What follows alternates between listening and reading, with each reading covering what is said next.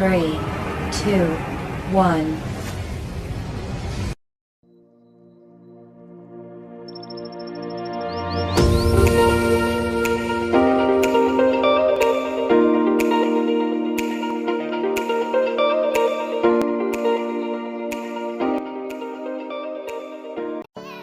Assalamualaikum warahmatullahi wabarakatuh.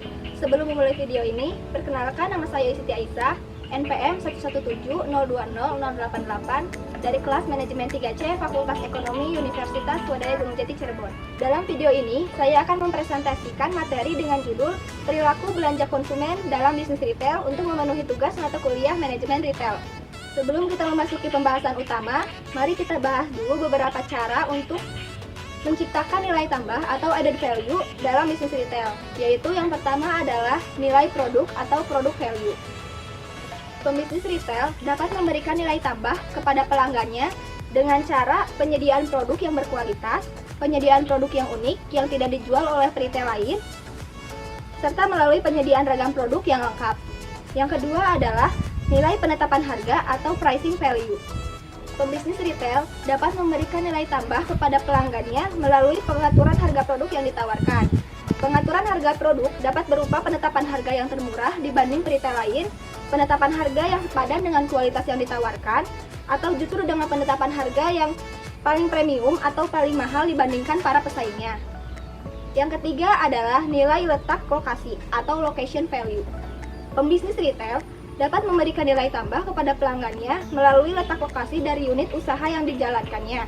Yang keempat adalah nilai layanan konsumen atau customer service value. Pembisnis retail dapat memberikan nilai tambah kepada pelanggannya melalui penyediaan layanan konsumen yang baik, misalnya adanya pengiriman gratis, kemudahan konsumen dalam menyampaikan keluhan, kecepatan penanganan keluhan tanpa prosedur yang rumit, dan sebagainya. Yang kelima adalah nilai penyediaan suasana atau atmosphere value. Pembisnis retail dapat memberikan nilai tambah kepada pelanggannya melalui penyediaan suasana di toko yang nyaman. Hal ini dapat dilakukan dengan menggunakan elemen desain toko. Mari kita mulai kepada pembahasan utama, yaitu perilaku konsumen. Perilaku konsumen adalah perilaku yang terlibat dalam hal perencanaan, pembelian, dan penentuan produk serta jasa yang konsumen harapkan untuk dapat memenuhi kebutuhan dan keinginan konsumen. Terdapat 3 perspektif dalam perilaku konsumen, yaitu yang pertama adalah perspektif pengambilan keputusan. Perspektif pengambilan keputusan menggambarkan seorang konsumen sedang melakukan serangkaian langkah tertentu pada saat melakukan pembelian. Yang kedua adalah perspektif pengalaman. Perspektif pengalaman atas pembelian konsumen menyatakan bahwa untuk beberapa hal, konsumen tidak melakukan proses pembelian sesuai dengan keputusan yang rasional. Namun, mereka membeli produk atau jasa tertentu untuk memperoleh kesenangan, menciptakan fantasi, dan atau perasaan emosi saja. Yang ketiga adalah perspektif pengaruh perilaku. Perspektif pengaruh perilaku mengasumsikan bahwa kekuatan lingkungan memaksa konsumen untuk melakukan pembelian tanpa harus terlebih dahulu membangun perasaan atau kepercayaan terhadap produk. Aktivitas belanja konsumen selalu didasarkan pada keinginan yang ada di dalam diri konsumen atau motivasi. Motivasi konsumen untuk berbelanja dapat dibagi menjadi 2, yaitu yang pertama adalah utilitarian shopping motivation. Seorang akan berbelanja jika orang tersebut merasa mendapatkan manfaat dari suatu produk yang diinginkannya. Motivasi ini didasarkan pada pemikiran yang benar-benar rasional dan objektif. Yang kedua adalah hedonic shopping motivation. Seseorang akan berbelanja karena orang tersebut merasa mendapatkan kesenangan dan merasa bahwa berbelanja adalah sesuatu hal yang menarik. Motivasi ini didasarkan pada pemikiran yang subjektif dan emosional. Terdapat 6 kategori hedonic shopping motivation. Kategori yang pertama adalah adventure shopping, di mana sebagian besar konsumen berbelanja karena adanya sesuatu yang dapat membangkitkan gairah belanjanya. Dengan berbelanja, mereka merasa memiliki dunianya sendiri. Inilah hal yang menjadi dasar terbentuknya motivasi konsumen yang hedonik. Kategori yang kedua adalah social shopping, di mana sebagian besar konsumen beranggapan bahwa kenikmatan berbelanja akan tercipta ketika mereka menghabiskan waktu bersama keluarga atau teman. Kategori yang ketiga adalah gratification shopping, di mana berbelanja merupakan salah satu alternatif untuk mengatasi stres, mengatasi suasana hati yang buruk, dan berbelanja sebagai sarana untuk meluapkan masalah yang sedang dihadapi. Kategori yang keempat adalah idea shopping, di mana konsumen berbelanja untuk mengikuti tren-tren model terbaru dan untuk melihat produk serta inovasi baru. Kategori yang kelima adalah role shopping, di mana konsumen lebih suka berbelanja untuk diberikan kepada orang lain daripada untuk dirinya sendiri, seperti memberikan hadiah kepada orang lain. Mereka menganggap bahwa berbelanja untuk diberikan kepada orang lain, baik itu keluarga atau teman, adalah sesuatu hal yang istimewa. Dengan demikian mereka merasa senang. Kategori yang keenam adalah value shopping, di mana konsumen menganggap bahwa berbelanja merupakan suatu permainan, yaitu pada saat tawar-menawar harga atau pada saat konsumen mencari toko atau tempat perbelanjaan yang menawarkan diskon atau obrolan. Selanjutnya adalah pembelian tak terencana. Pembelian yang tidak direncanakan merupakan perilaku pembelian yang dilakukan di dalam toko. Terdapat dua kategori dalam pembelian tak terencana, yaitu yang pertama adalah reminder purchase. Reminder purchase merupakan pembelian yang terjadi ketika konsumen melihat produk atau merek tertentu di dalam toko dan teringat bahwa produk tersebut sedang dibutuhkan. Yang kedua adalah impulse purchase. Impulse purchase terjadi ketika konsumen melihat produk atau merek tertentu, kemudian konsumen menjadi tertarik untuk mendapatkannya. Misalnya adalah ketika kita melihat produk diskon yang membuat kita tertarik untuk membeli produk tersebut. Adapun faktor-faktor yang mempengaruhi pembelian tak terencana yaitu yang pertama adalah penggunaan daftar belanja, yang kedua pemilihan toko, dan yang ketiga adalah pengaruh nuansa toko. Materi selanjutnya adalah pembelian kompulsif. Pembelian kompulsif diuraikan sebagai pembelian kronik atau repetitif yang menjadi tanggapan primer hingga terjadi kejadian atau perasaan negatif. Konsumen yang kompulsif cenderung membeli barang secara berlebihan yang tidak mereka perlukan, padahal kadang-kadang tidak sanggup untuk membelinya. Pembelian kompulsif berbeda dengan pembelian impulsif. Pembelian impulsif berfokus pada produk spesifik saat khusus dan bersifat sementara. Sedangkan pembelian kompulsif adalah kelakuan abadi yang berfokus pada proses membeli, bukan pada pembelian itu sendiri. Definisi pembelian kompulsif harus mencakup dua kategori. Yang pertama adalah perilakunya harus berulang-ulang, yang kedua perilakunya harus problematik untuk individu. Maka dapat disimpulkan bahwa pembelian kompulsif lebih cenderung pada pembelian yang direncanakan kebutuhan psikologis, yang dipenuhi secara spontan dan tidak terencana hingga mencapai kepuasan konsumen. Faktor-faktor yang mempengaruhi pembelian kompulsif yaitu yang pertama adalah rangsangan, seperti musik, pajangan visual, serta aroma di dalam toko untuk menciptakan ketertarikan konsumen. Yang kedua adalah pengalaman sosial, seperti memperhatikan kondisi dan interaksi sosial karena konsumen saat ini lebih memilih suasana yang lebih akrab. Yang ketiga adalah mengetahui tren yang terbaru. Untuk memudahkan dalam menggait konsumen, peritel harus selalu memperhatikan tren yang terus berkembang. Yang keempat adalah status dan kekuasaan. Konsumen tidak suka menunggu terlalu lama dalam proses pembayaran, karena mereka menginginkan respek dan perhatian yang tinggi bagi mereka. Yang kelima adalah balas jasa kepada diri sendiri. Peritel memuaskan konsumennya dengan memberikan layanan lebih, misalnya melakukan makeover ketika mereka berada di dalam toko. Terdapat 3 jenis proses pengambilan keputusan pelanggan, antara lain yang pertama adalah pemecahan masalah luas. Retail mempengaruhi pelanggan yang terlibat pemecahan masalah luas dengan menyediakan informasi mengenai produk dan jasa yang diperlukan dengan cara-cara yang mudah dipahami. Misalnya, retail dapat menginformasikan produk dengan menyediakan brosur yang menggambarkan produk serta spesifikasinya. Yang kedua adalah pemecahan masalah terbatas. Pada pemecahan masalah terbatas ini, retail mencoba untuk menguatkan pola pembelian pelanggan. Pola ini dapat diketahui dan dipelajari ketika pelanggan sedang membeli produk. Yang ketiga adalah pengambilan keputusan bersifat kebiasaan. Kesetiaan pelanggan dan kesetiaan toko adalah contoh pembuatan keputusan berdasarkan kebiasaan. Pelanggan enggan beralih ke merek lain meskipun merek tersebut sedang tidak tersedia. Dengan demikian, retail hanya bisa memuaskan kebutuhan pelanggan jika retail menawarkan produk tertentu yang dikehendaki. Selanjutnya adalah beberapa tahapan dalam proses belanja pelanggan, yaitu pengenalan kebutuhan.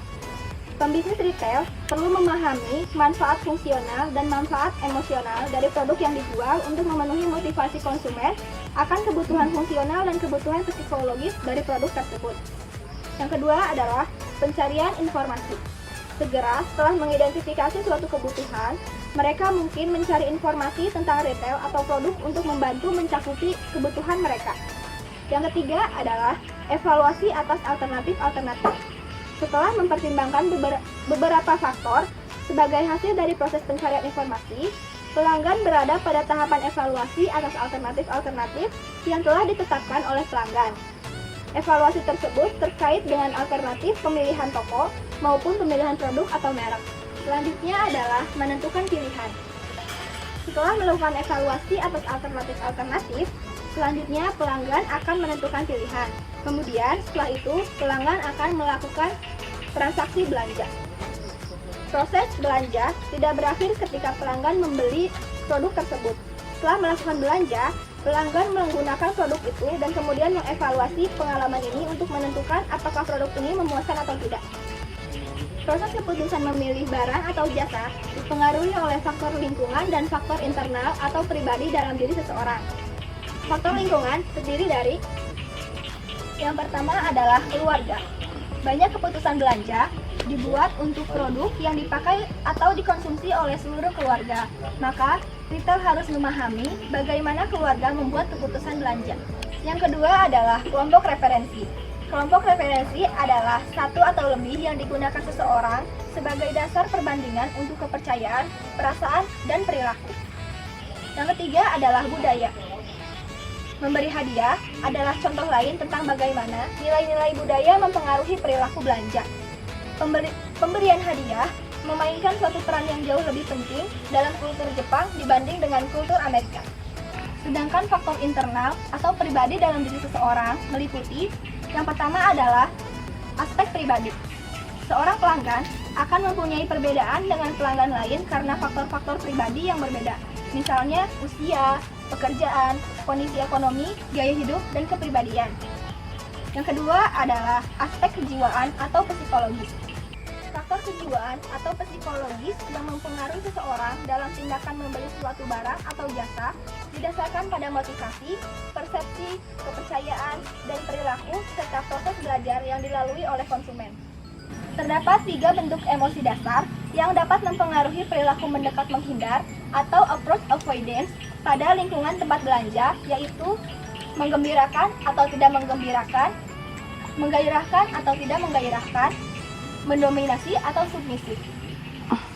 Selanjutnya adalah pembelian impulsif. Pembelian impulsif terjadi ketika konsumen tiba-tiba mengalami keinginan yang kuat dan kukuh untuk membeli suatu barang. Pembelian impulsif juga cenderung dilakukan dengan mengabaikan pertimbangan atas konsekuensinya. Terdapat 4 tipe pembelian impulsif, yaitu impuls murni, impuls pengingat, impuls saran, serta impuls terencana. Impuls murni adalah tindakan pembelian sesuatu karena alasan menarik. Impuls pengingat adalah ketika konsumen melihat produk yang biasa dibeli di suatu toko dan teringat bahwa persediaan produk tersebut sudah habis. Impuls saran adalah suatu produk yang ditemui oleh konsumen untuk pertama kali dan menstimulasi keinginan untuk mencobanya. Dan impuls terencana adalah perilaku yang menunjukkan respon konsumen terhadap beberapa insentif spesial untuk membeli unit yang tidak diantisipasi. Terdapat 3 perspektif yang digunakan untuk menjelaskan pembelian impulsif, yaitu karakteristik produk yang dibeli, karakteristik konsumen, dan karakteristik display tempat belanja. Selanjutnya, terdapat 2 penyebab terjadinya pembelian impulsif, yaitu pengaruh stimulus di tempat belanja dan pengaruh situasi. Perilaku belanja konsumen Indonesia. Ketika masih lajang, mereka pergi ke pasar modern untuk berbelanja kebutuhan pribadi saja untuk perawatan diri seperti body lotion, parfum, sabun, sampo, pakaian, dan sebagainya. Kebanyakan dari mereka juga jarang berkunjung ke pasar tradisional. Ketika setelah menikah, mereka pergi ke pasar modern dengan tambahan belanja kebutuhan lainnya seperti sembako, deterjen, pakaian, dan sebagainya. Mereka juga sering berbelanja ke pasar tradisional untuk membeli makanan segar untuk dimasak setiap hari seperti sayur, ikan, daging, dan lain-lain. Para ibu berusia lanjut tidak menyimpan makanan sehingga mereka membeli makanan segar setiap hari, dan para ibu muda menyimpan makanannya selama 2-3 hari.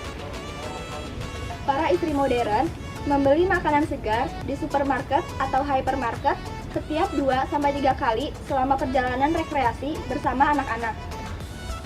Berdasarkan gambar tersebut, dapat disimpulkan bahwa perilaku belanja di pasar modern telah menjadi perilaku umum di kalangan ibu rumah tangga sejak mereka berbelanja untuk dirinya sendiri atau keluarga. Beberapa ibu rumah tangga pernah berbelanja di pasar tradisional ketika masih lajang. Para konsumen lajang selalu membeli kebutuhan pribadi di pasar modern.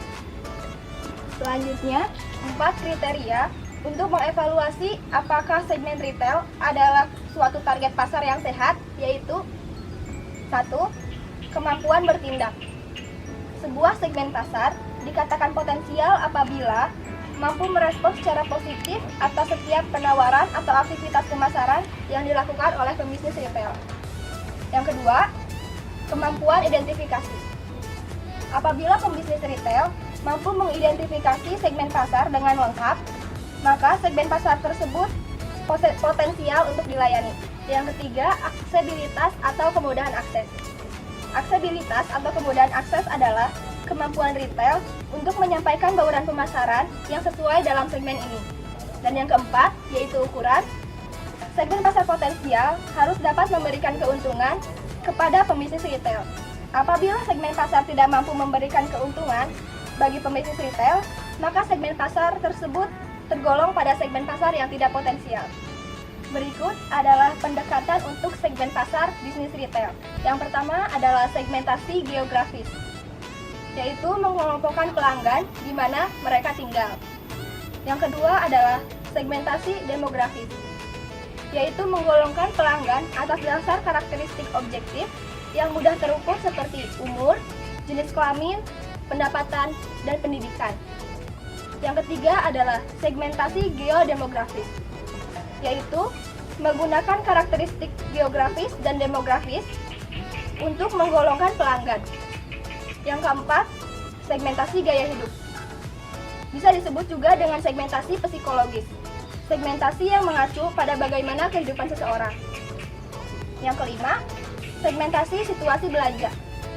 Segmentasi berdasarkan situasi belanja hampir sama dengan segmentasi demografis atau gaya hidup, tetapi dibedakan berdasarkan situasi belanja yang dihadapi oleh pelanggan. Dan yang terakhir adalah segmentasi berdasarkan manfaat, suatu pendekatan untuk mendefinisikan target market berdasarkan kelompok pelanggan yang mencari manfaat yang relatif sama. Berikutnya adalah penentuan target. Penentuan target adalah proses untuk menetapkan segmen pasar tertentu dari berbagai segmen yang ada di masyarakat sebagai sasaran program pemasaran perusahaan retail.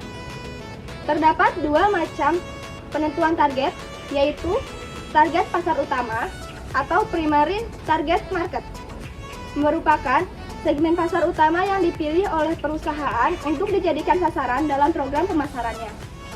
Yang kedua adalah target pasar sekunder atau secondary target market, merupakan segmen pasar sekunder. Artinya, segmen pasar ini mempunyai karakteristik yang relatif sama, tetapi berbeda dengan karakteristik segmentasi pasar utama. Selanjutnya adalah penentuan posisi. Penentuan posisi bukan hanya sekedar program iklan, tetapi merupakan totalitas keseluruhan program pemasaran yang diarahkan pada penempatan citra retail di dalam benak pelanggan maupun calon pelanggan. Setelah peritel menerapkan segmentasi pasar, target pasar, dan penentuan posisi, tentunya peritel dihadapkan pada kondisi untuk mengambil keputusan tentang unsur bauran retail atau retail mix yang harus dijalankan. Unsur-unsur bauran retail meliputi produk, harga, promosi, layanan, dan fasilitas fisik. Inilah hal-hal yang seringkali secara mendasar dapat mempengaruhi konsumen dalam memilih sebuah toko retail. Unsur-unsur bauran retail akan menjadi sangat penting karena dapat meningkatkan jumlah pelanggan dan membuat suatu toko menjadi pilihan konsumen. Apabila konsumen merasa bauran retail di toko tersebut sesuai dengan prioritas konsumen. Sebelum saya mengakhiri presentasi ini, silahkan tekan tombol like, share, dan komen video ini jika kamu suka. Sekian presentasi dari saya. Terima kasih telah menyaksikan. Semoga presentasi ini dapat menambah wawasan yang bermanfaat bagi kita semua. Apabila ada kesalahan dalam penyampaian, serta tutur kata yang kurang berkenan di hati Anda, mohon untuk dimaafkan. Sampai jumpa di video selanjutnya. Wassalamualaikum warahmatullahi wabarakatuh. Share dan komen jika kamu suka video ini.